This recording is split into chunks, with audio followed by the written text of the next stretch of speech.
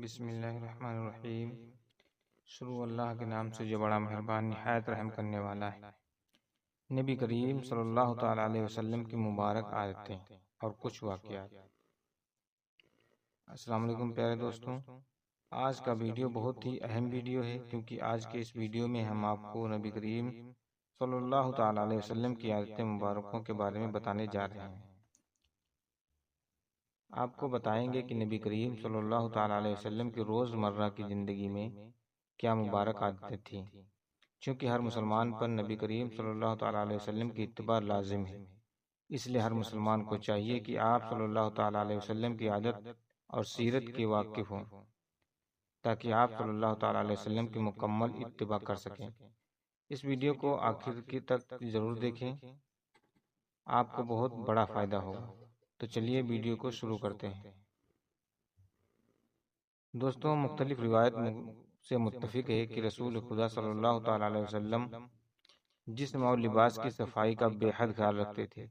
کبھی کفار صلی اللہ تعالی علیہ وسلم بال بھی بڑھا لیتے تھے، مگر بالوں کو نہایت صاف ستھرا اور کنگھی سے سنوارا کرتے تھے۔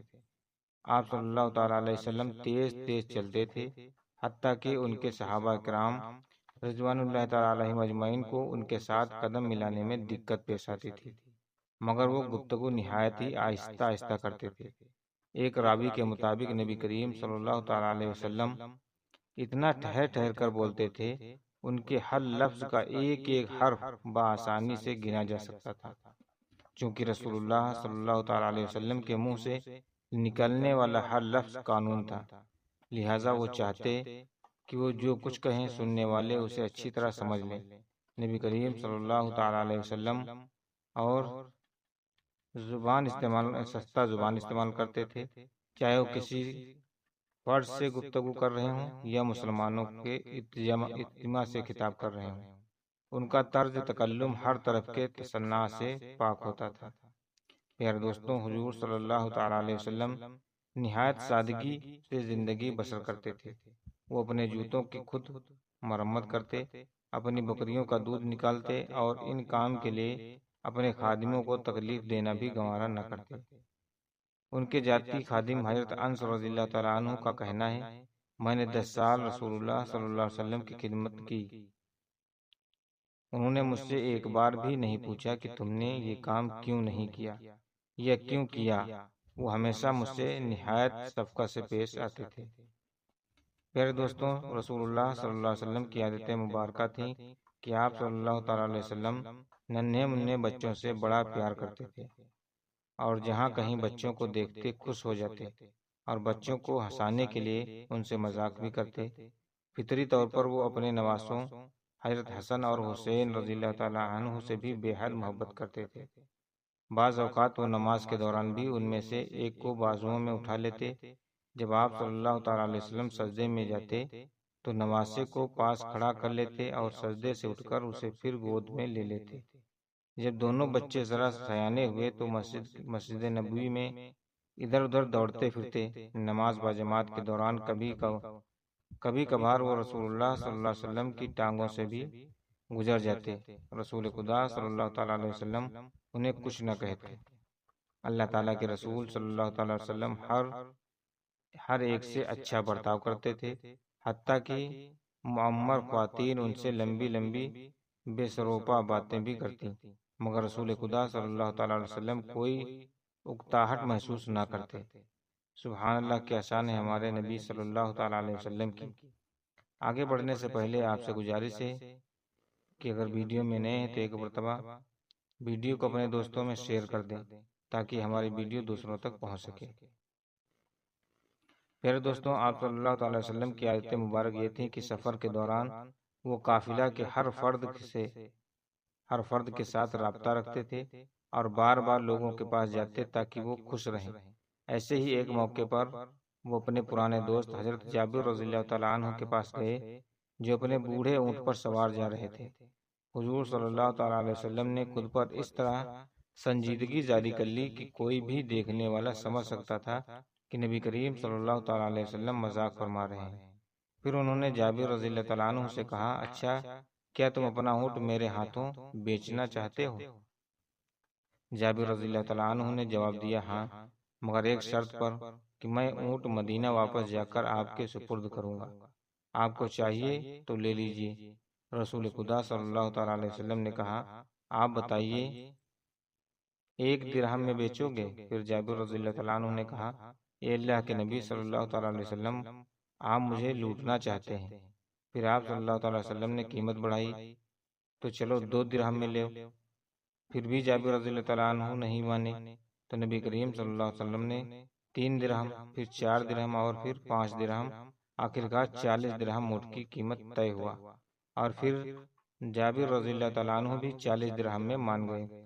پھر نبی کریم صلی اللہ تعالیٰ علیہ وسلم نے چند ادھر ادھر کی باتیں کی اور قافلے میں کسی اور شخص سے ملاقات کے لیے روانہ ہو گئے۔ مدینہ جوزہ بی بی سے تمام ماجرا سنایا اور بتایا کہ کس طرح سفر کے دوران رسول خدا صلی اللہ تعالیٰ وسلم سے خوشگوار ملاقات ہوئی تھی۔ ان کی جوزہ بہت ہی نیک تھی۔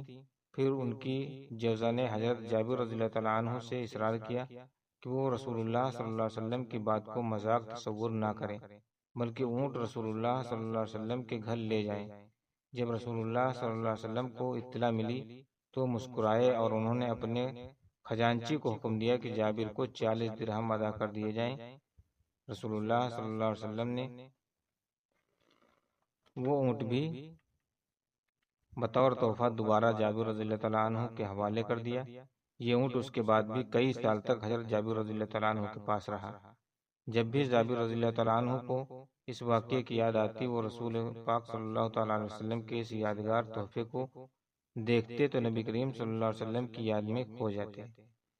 پیارے دوستوں، اللہ کے نبی صلی اللہ تعالیٰ علیہ وسلم جانوروں پر بھی بڑی شفقت سے پیش آتے۔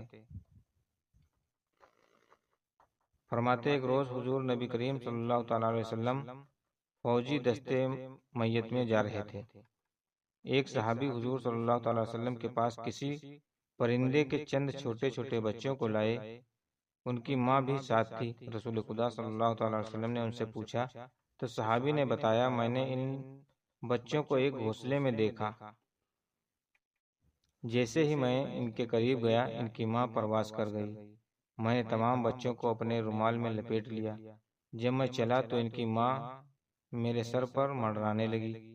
میں نے رومال کو زمین پر کھول کر رکھ دیا تو ماں بھی بچوں کے پاس آ گئی اور میں نے اسے بھی بچوں کے ساتھ رومال میں لپیٹ لیا۔